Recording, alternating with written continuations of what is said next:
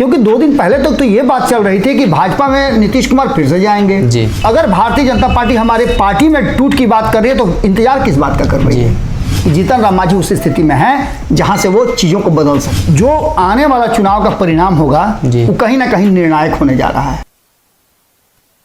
नमस्कार, भारत लाइव देख रहे हैं आप और ये रातों रात है जहां हम हमेशा से वैसी खबरों को लेकर आते हैं जो आने वाले दिनों में बिहार की दिशा और दशा तय करती है। रातों रात में एक बार फिर से बाबा के साथ हाजिर हैं कई खबरों को लेकर, लेकिन सबसे अहम खबर आज चुनाव है। तो मोकामा और गोपालगंज की जनता से यह अनुरोध रहेगा कि चुनाव अपने हिसाब से और बिहार को आगे बढ़ाने के लिए, बिहार की उन्नति और तरक्की के लिए करें और साथ ही बिहार में शांतिपूर्ण चुनाव को लेकर प्रशासन का सहयोग करें। अब खबर की तरफ चलते हैं। पहली खबर, जदयू में भगदड़ की स्थिति है।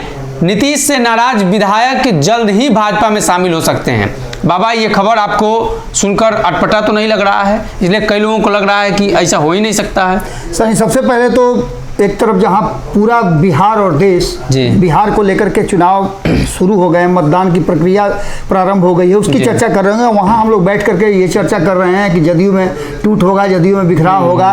तो इसके बहुत सारे कारण हैं। चुनाव अपनी जगह पर है, उसमें तो बिहार की जनता और खास करके गोपालगंज और मोकामा की जनता को अपना फैसला सुनाना है। आंकड़े भी हमने लगभग प्रस्तुत कर दिए हैं और बहुत जल्द हम आपको देने जा रहे हैं ये भी कि कौन कहाँ से जीत रहा है। ये सारा डाटा हमारे पास आ गया है, हमने जो सर्वे कराया उसके आधार पर हम आपको बताएंगे। लेकिन इन सारी खबरों पर सबसे ज्यादा महत्वपूर्ण खबर अगर कहीं आ रही है तो वो है कि जदयू के भीतर टूट। आखिर ये बात आई कहां से?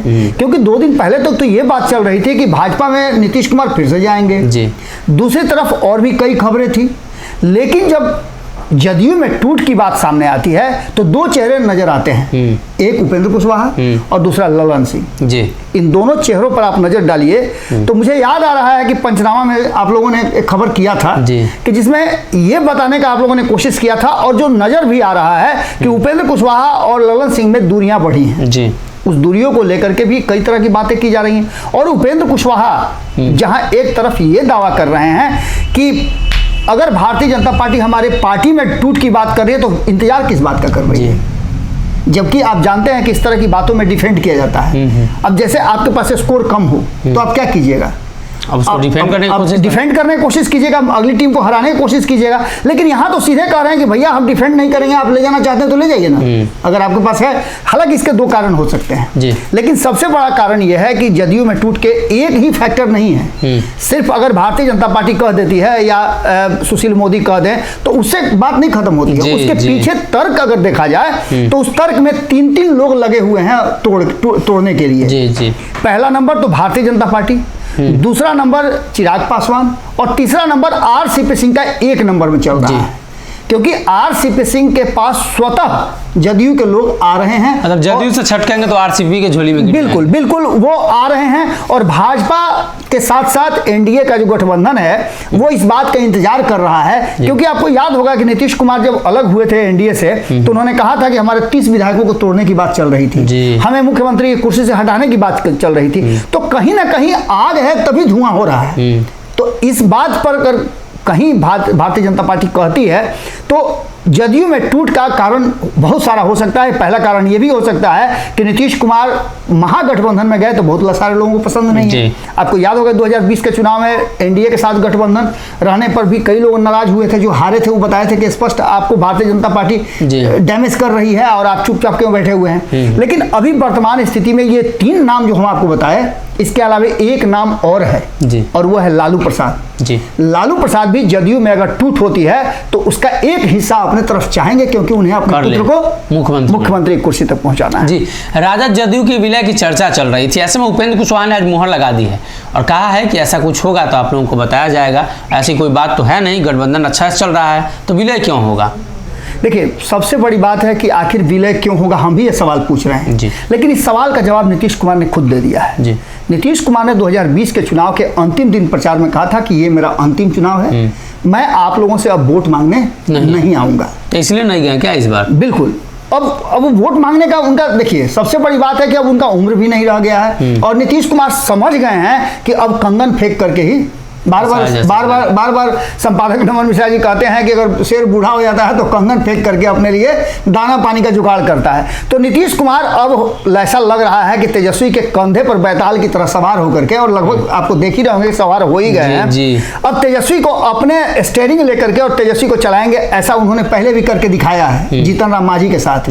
और यही कारण है कि जीतन राम मांझी हमेशा, जितना नीतीश कुमार अपनी बातों से पलटते हैं उससे ज़्यादा जीतन राम मांझी ही पलटते हैं। जीतन राम मांझी ने तो यहाँ तक अनाउंसमेंट कर दिया है कि अगर विलय होता है, अगर इस तरह की कुछ बात होती है तो हमें जानकारी क्यों नहीं है। कोई भी बात अगर होती है महागठबंधन के अंदर तो हमें क्यों नहीं जानकारी। उसी खबर पर आते हैं। तेजस्वी की ताजपोशी पर ये ब्रेक जीतन राम मांझी नहीं लगाई है। उन्होंने कहा कि बिना पूछे कैसे फैसला हो सकता है, और उसके बाद तो उपेंद्र कुशवाहा ने भी कहा कि ऐसी कोई बात ही नहीं है। ये तेजस्वी की ताजपोशी पर ब्रेक ही है ना। नीतीश कुमार कह रहे हैं कि यही बढ़ेंगे या 2 आदमी रोक दे रहे हैं। सनी, आप याद कीजिए, आज से 1 सप्ताह पहले हम लोगों ने इसी रातों रात में ये बताया था कि जीतन राम मांझी के दोनों हाथों में लड्डू है, कहीं भी जा सकते हैं। माने आंकड़े जो हैं जीतन राम मांझी के पास, मुकेश सहनी की टीम को भाजपा में विलय होने के बाद अब जीतन राम मांझी एक बहुत बड़े फैक्टर हो गए हैं जी। और इस फैक्टर में आप इतना बात समझ के रखिए कि जो आने वाला चुनाव का परिणाम होगा वो कहीं ना कहीं निर्णायक होने जा रहा है। और उस निर्णय की स्थिति में जीतन राम मांझी फैसला करेंगे कि मुख्यमंत्री की कुर्सी पर कौन होगा। अब ऐसी स्थिति में 2 परिस्थितियां बन रही हैं। पहली तो ये कि जीतन राम मांझी के बात का कोई वैल्यू नहीं है जी। दूसरी ये कि जीतन राम मांझी के बातों का वैल्यू करना होगा, वरना वो नया एक्शन ले सकते हैं। जैसा कि उन्होंने 2020 चुनाव से पहले महागठबंधन से कोऑर्डिनेशन कमेटी बनाने के नाम पर, नहीं बनने के नाम पर अपना रास्ता बदल लिया। उसके बाद आप समझ लीजिए कि इससे पहले भी कोऑर्डिनेशन कमेटी 2017 में जब नीतीश कुमार गए थे भारतीय जनता पार्टी के पाले में, तब भी उन्होंने इसी कोऑर्डिनेशन कमेटी की बात की थी और कहा था कि नीतीश कुमार को, चूंकि अभी आए हैं, भले ही आपके साथ लंबे समय तक रहे हैं, लेकिन कोऑर्डिनेशन कमेटी बना करके नीतीश कुमार के आने और जाने का फैसला कीजिए। चूंकि एनडीए किसी व्यक्ति का संगठन है, किसी दल का नहीं है, बल्कि दलों का समूह है। अब एक बार फिर से आपको याद होगा कि एनडीए में रहते हुए भी उन्होंने इसका डिमांड किया था कि आप कोऑर्डिनेशन कमेटी बनाइए, वरना बहुत सारी बातें हो रही हैं। इसी को लेकर के उन्होंने कई बार नरेंद्र मोदी पर हमला किया था, अमित शाह पर हमला किया था, भाजपा को बताया था कि डोमिनेट कर रही है। और नीतीश कुमार को लेकर के वो काफी एग्रेसिव भी थे कि नीतीश कुमार को अगर कोऑर्डिनेशन कमेटी रहती तो नीतीश कुमार के साथ ये नहीं होता। लेकिन आज जब वो महागठबंधन में पुनः वापस आए हैं और उनका जो सबसे पहला डिमांड पहले से रहा है कोऑर्डिनेशन कमेटी बनाने का, वहीं आकर के मामला अटक जा रहा है। लेकिन एक बात आप समझिए कि कहा जाता है कि अगर कोई बहुत ज़्यादा एग्रेसिव हो तो उसे शांत करने के लिए कई तरीके अपनाए जाते हैं। आपको याद होगा कि 2 सीटों का जब उम्मीदवार की घोषणा हो रही थी तो वो पर्चा जो है जीतन राम मांझी के हाथ में दिया गया था। और इससे ये साबित करने की कोशिश किया जा रहा था कि सब कुछ ठीक ठाक है। लेकिन जो वर्तमान परिस्थिति में जीतन राम मांझी का बयान आया है और जिस तरह से उन्होंने तेजस्वी यादव के हाथ में कमान देने के नीतीश कुमार के फैसले पर विराम लगाया है, ताला बंद करने की बात कही है, यानी उनका सीधा कहना है कि आप ये फैसला कैसे कर सकते हैं। ये राजतंत्र है नहीं, लोकतंत्र है, और लोकतंत्र में आंकड़े होते हैं। मेरे पास भी 4 के आंकड़े हैं, तो आप अकेले ये डिसीजन क्यों कर रहे हैं? आप हमें भी शामिल कीजिए और हम जब कहें तब आप कोई फैसला अंत में लीजिए। हम छोटी पार्टी हैं, ये मानते हैं, लेकिन उसके बावजूद भी निर्णायक है। और तेजस्वी यादव के ताजपोशी पर अगर कोई ब्रेक लगाने के लिए सबसे पहले पहल कर रहा है, जबकि भारतीय जनता पार्टी भी कह रही है कि तेजस्वी की ताजपोशी होगी, नीतीश कुमार कह रहे हैं कि इनके हाथ में कमान देंगे, उसके लिए ललन सिंह, उपेंद्र कुशवाहा भी अपना सीट सुरक्षित करने के चक्कर में है। लेकिन इन सब में जीतन राम मांझी का ये अड़ंगा लगाना कहीं ना कहीं स्पष्ट करता है कि जीतन राम मांझी उस स्थिति में है जहां से वो चीज़ों को बदल सकते हैं। जी, तो जीतन राम मांझी ने पहले ही इस बात पर जोर दिया है। वहीं अगर बात करें तो जदयू में भगदड़ की स्थिति है। सुशील कुमार मोदी के बयान के बाद जदयू की तरफ से भी बयान आ चुका है और भाजपा का विलय जदयू में कराने की बात चल रही है। और उसके बाद सबसे महत्वपूर्ण तेजस्वी यादव को लेकर खबर है। तेजस्वी यादव को बार बार मुख्यमंत्री बनने से पीछे हट रहे हैं या छूट जा रहे हैं, तो उसका अब कहीं ना कहीं नीतीश कुमार ने जुगाड़ किया है। लेकिन उस पर उनके ही दल के लोगों ने ब्रेक लगाने की बात कही है और राजद जदयू के विलय पर भी उपेंद्र कुशवाहा ने मुहर लगाई है और कहा है कि अगर ऐसा होगा तो सभी लोगों को पता चल ही जाएगा, लेकिन गठबंधन सही है तो विलय की स्थिति पैदा नहीं होती है। अगर ये वीडियो पसंद आई और वह बिहार के राजनीति और बिहारियत से सरोकार रखेनी तो सब्सक्राइब बटन दबा के चैनल के सब्सक्राइब कर ली। ओजे एगो घंटी बा, ओकरा बटन दबा देला से कुल सटीक और मारक खबर रुआ मुफ्त में मिल जाई। अगर रुआ पत्रकारिता के हमनी के नया प्रयोग में सहयोग कर चाहतानी तो ज्वाइन बटन दबा दी।